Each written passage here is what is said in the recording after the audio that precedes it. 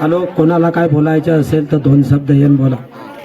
पण काय मेलावासाठी कोणाची इच्छा असेल ठेवण्यासाठी तर ठेवून शका.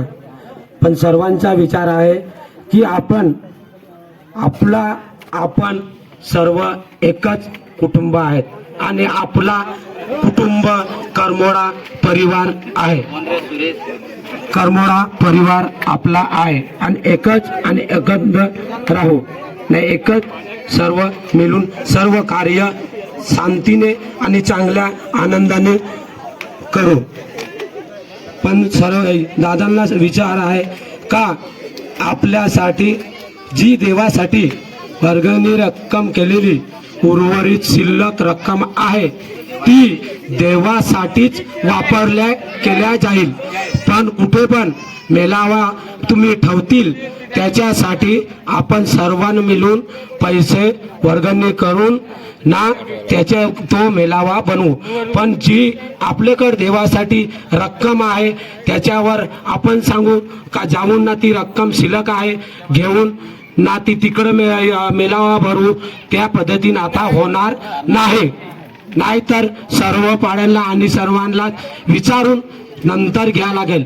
कारण की हे समोर नच विचारत आहे. याच्यावर कोणाला काही शंका विचारायची असेल तर विचारून शकत. पण सर्वांचीच इच्छा आहे का आपला पण सर्व कुटुंबदार आपला करमोडा परिवाराचा पण सर्व बाकीचे कुटुंबदारांचे मेलावा भरत आहे तर आपला पण परिवारांचा मेलावा भरू द्या.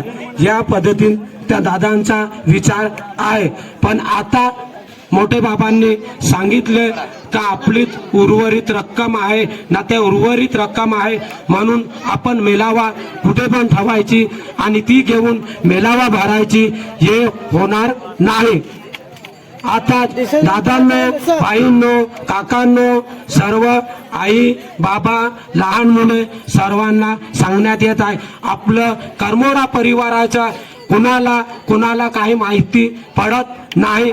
इथून तिथे निरोप देता येत नाही.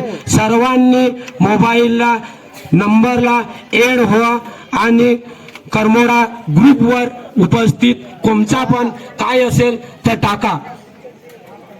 10 घरं असतील त्याच्यातल्या उपस्थित जास्तीत जास्त पण 2 नाही 3 तरी पाड्यातल्या येतील. कोणाला बोलायचं असेल तर बोला. दादांनो, मी 2 शब्द तुमच्या समोर बोललो तर मला तुम्ही चरणापासून तर डोकीपर्यंत आणि खालच्या धरतीपासून तर आकाशापर्यंत तुमची मला माफी आहे.